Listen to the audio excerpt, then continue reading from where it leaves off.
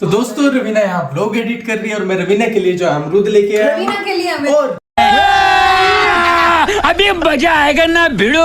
रवीना को अमरूद खिलाया भी जा रहा है। दोस्तों देखिए कितना कुछ किया जा रहा है रवीना जी के लिए, सिर्फ रवीना जी के लिए। मैं तो ऐसे देख के ही काम चला रहा हूँ दोस्तों। झूठ बोल रहा है। क्या कहना चाहेंगे आप इस पे? मेरे से पहले इसने खाया, झूठ बोला। अरे रवीना ये तो झूठ है, मैंने तुम्हें खिलाया था उसके बाद खाया था मैंने। इसने मान लिया ना, इसने खाया। भाई ये फंस गया सीएम। देखो दोस्तों, पकड़ा गया। अभी खाया मैंने दोस्तों, आप लोगों के लिए कुछ भी करेगा, खाना खा लेगा। तो ना मैंने सुबह लाइवली, मैंने अभी पढ़ा के हटी हूँ मैं ब्लॉग एडिट कर रही हूँ, तो उसके बाद देखेंगे चलने का या स्किपिंग का, कुछ तो करना पड़ेगा हमें। 45 मिनट्स करेंगे। मैं तो कह रही हूँ आज हम स्किपिंग करते हैं 500 और हम वो कर लेते हैं सूर्य नमस्कार। ये बड़ी अच्छी बात कही आप। स्ट्रेचिंग एक्सरसाइज कर लेते हैं और ऐसे कर लेते 45 मिनट है ना।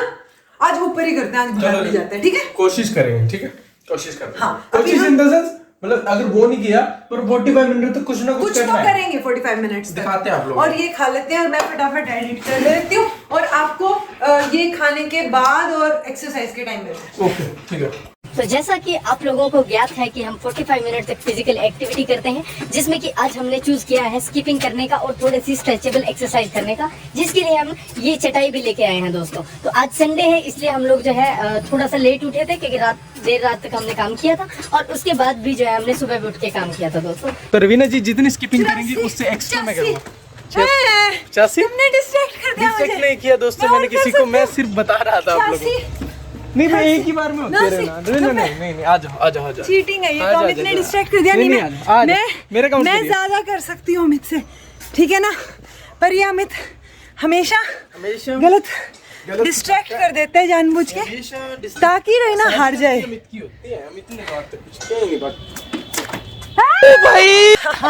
दो ही की अमित ने, रवीना जीत गई, बात खत्म, ब्लॉग खत्म, बाय बाय। ये हो रहा है जी सूर्य नमस्कार, जिसमें 12 स्टेप्स होते हैं। सारी बॉडी की एक तरीके से एक्सरसाइज हो जाती है, मूवमेंट हो जाती है। और इसके बाद हम नहा धो के, और ऑब्वियसली हमने सुबह से तो खाया नहीं है ना कुछ, क्योंकि रिलेटिव्स के यहाँ कुछ तो प्रोग्राम था, तो वहां पर जो है हमने तली हुई चीजें अवॉइड की और सिर्फ जो है चावल सब्जी और लस्सी खाई हम दोनों ने ही। और इसके बाद शाम का तैयारी हो रही है, शाम के खाने की। ये साग बनाने की तैयारी हो रही है माता जी की, जिसको आप बना के 2-3 दिन रख भी सकते हैं आराम से। और ये साग को ऐसे बॉईल करने के बाद ऐसे घमना पड़ता है। ये सरसों का साग और सरसों और पालक होती है बेसिकली इसमें, तो ऐसे बहुत अच्छे से इसको घमना बोलते हैं इसको, वैसे तो मतलब मिक्स कर लिया जाता है बहुत अच्छे से और इसके बाद इसको छोंक दिया जाता है। तो दोस्तों रवीना कुछ बना रही है, टंग टंग की आवाज आ रही थी। यहाँ पर मिक्सी में ये कुछ तो बना रही है, बताओ रवीना। मैं ना ऐसे मतलब मैंने एक तो नारियल है, तो मैं ये बता दूं कि मैंने ब्रंच में अभी पूरी नहीं खाई दोस्तों। हाँ। तो अभी ये मैंने नारियल का किया है और इस नारियल को और दूध डाल के मैं कुछ और खांड डाल के मैं कुछ तो करने की कोशिश करूंगी, अगर लड्डू बन गए तो। लड्डू बन रहे हैं नारियल के, ओरिजिनल लड्डू, क्या बात है, ऑर्गेनिक लड्डू। कोशिश पहली बार देखते हैं जी।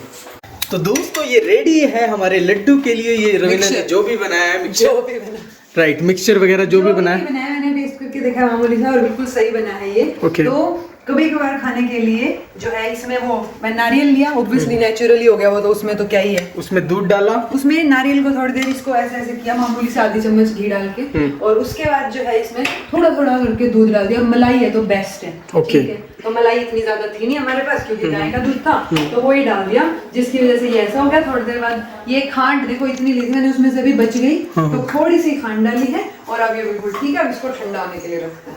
तो दोस्तों रेडी है हमारे ये लड्डू। सच में बहुत टेस्टी बने हैं। ठीक है, ये देखो 2 लड्डू छोटे-छोटे खांड डाली है दोस्तों, और उसमें भी सिर्फ 4 ही चम्मच बस, छोटे वाले मतलब। ठीक है, अभी टेस्ट करके बता दो मुझे भी। अमित ने टेस्ट कर लिया है वैसे तो, मैं हिसाब से उसके शॉट के लिए गया।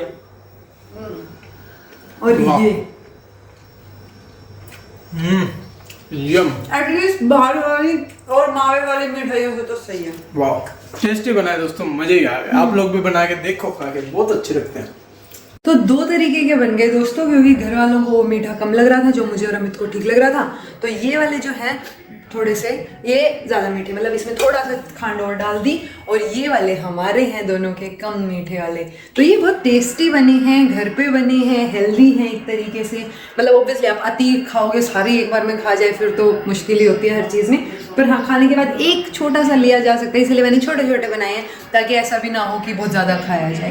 ओके, और मैंने अमित को भी ज़्यादा नहीं खाने दिया। ये तो इसके बाद हमने साग, चावल और रोटी, जो कि बहुत टेस्टी थी, वो डिनर किया। और हम मैच भी देख रहे थे, जो कि भारत जीत गया और मस्त 100 रन से जीत गया। तो हमें बहुत अच्छा लगा, मजे आए। 100 रन से इस मैच को भारत ने जीत लिया, इंग्लैंड के ऊपर एक बहुत बड़ी जीत दर्ज की। Hello everybody.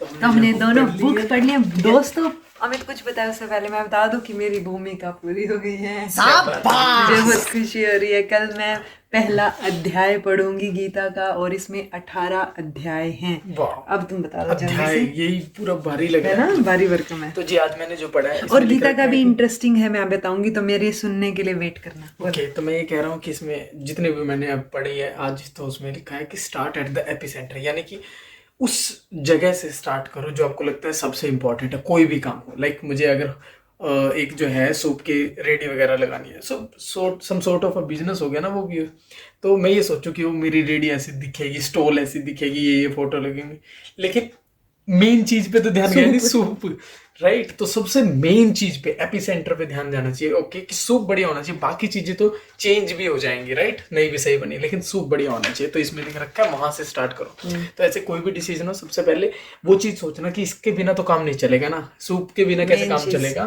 तो मेन चीज पे, और आपके जो डिसीजन होते हैं ना, स्टेप बाय स्टेप आप लेते हो, तो वो जो है फाउंडेशन क्रिएट करते हैं आपके जो पैशन होता है या आपका जो एम आप लेके चले उसकी, और उसमें 1 बाय 1 ब्रिक की तरह ऐड होते रहते हैं। तो आपके डिसीजंस बहुत जरूरी हैं, और वो लाइफ में भी, राइट। और उसके जस्ट बाद आता है हमारे पास वेट बी अ क्यूरेटर, मतलब कि ऐसी कोई चीज मान लिया जो आपको भी अंदर से पैशनेट बनाए, उसके लिए सूप पीना अच्छा लगता है। ओके, क्या ये सोचना भी अच्छा लगता है आपको कि यार ऐसा सूप होना चाहिए, what do you think, right ना। हाँ, इस तरह से कुछ होना चाहिए, मतलब जिसपे आपका मन जो है अटक जाए कि यार ये हो सकता है ना, कोई आइडिया होता है ग्रेट, और उसके लिए पैशनेट हो, तब जाके जो है ये चीजें सक्सेसफुल हो सकती हैं। तो ऐसा। और उसके बाद आता है throw less at the problem, यानी कि अगर कोई दिक्कत है, दिक्कत इन द सेंस, मैंने एक गली में जो है एक बहुत बड़ा रेस्टोरेंट बना दिया, जबकि मैंने ये नहीं सोचा कि वहाँ वो चलेगा या नहीं चलेगा। अब वो जो है रिक्वायरमेंट सही से पूरी नहीं, मेन्यूज में बहुत सारी रेस्टोरेंट में चीजें दे दी, लेकिन मैं पूरा नहीं कर पा रहा हूँ उन सब चीजों को। ये अमित ने लाइव एग्जांपल देखा, तो वो क्या करते हैं, कोई बात नहीं, हम बहुत सारा बनाते हैं, ऑटोमेटिकली लोग आएंगे तो ज्यादा लोग हायर कर लेते हैं। प्रॉब्लम है ऑलरेडी उनके पास, लेकिन वो ज्यादा लोग हायर करते हैं, ज्यादा पैसा डालते हैं कि प्रॉब्लम होगी सॉल्व। लेकिन ऐसे नहीं होता, अगर कोई प्रॉब्लम है तो यानी उसके ऊपर कम मनी, टाइम कम स्पेंड करो, ठीक है, वर्क भी अपना कम स्पेंड करो उस पर, क्योंकि छोटी सी चीज से शुरू करो कि हाँ इसमें चल रहा है, फिर धीरे धीरे बढ़ाओ उस चीज को, ठीक है।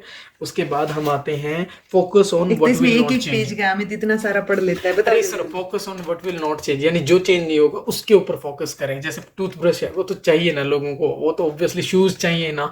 अब शूज के स्टाइल्स चेंज हो सकते हैं, इसलिए फैशन इंडस्ट्री स्पेशली कपड़ों के स्टाइल चेंज है, तो वो चेंजिंग फैशन है। ऐसा सोचो कि जो चेंज नहीं होगा आज के 30 साल बाद भी लोगों को वो चाहिए होगा।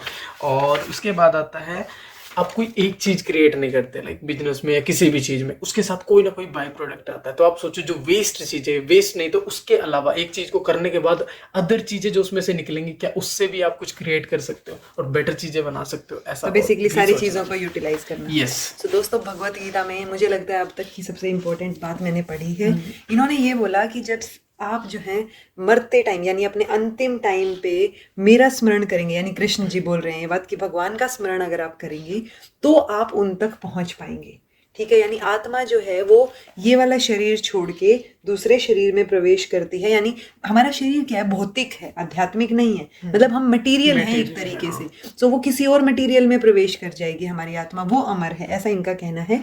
प्लस ऐसा तो नहीं हो सकता कि मैंने पूरी जिंदगी तो भगवान का नाम ही नहीं लिया, बात ही नहीं की उस बारे में, और मैं मरते टाइम राम राम करने लग जाऊं, ऐसे नहीं होता, आएगा ही नहीं। तो कैसे आएगा वो भी सोल्यूशन इन्होंने दिया है कि हमारे पास 2 शक्तियां होती है, एक होती है भौतिक शक्ति, एक होती है आध्यात्मिक शक्ति। सो भौतिक शक्ति पे फोकस मत कीजिए, क्योंकि जैसे भौतिक शक्ति कैसे ऐसे आ जाएगी, कोई न्यूज़पेपर है, ऐसे ही पत्रिकाएं हैं, वो सब भी अगर हम पढ़ते हैं ना तो वो हमें भौतिक उन चीज़ों पे कि मुझे घर चाहिए, गाड़ी चाहिए, पैसा चाहिए, उन चीज़ों पे फोकस करने पे मजबूर कर देती है। लेकिन वो आध्यात्मिक शक्ति कैसे आएगी?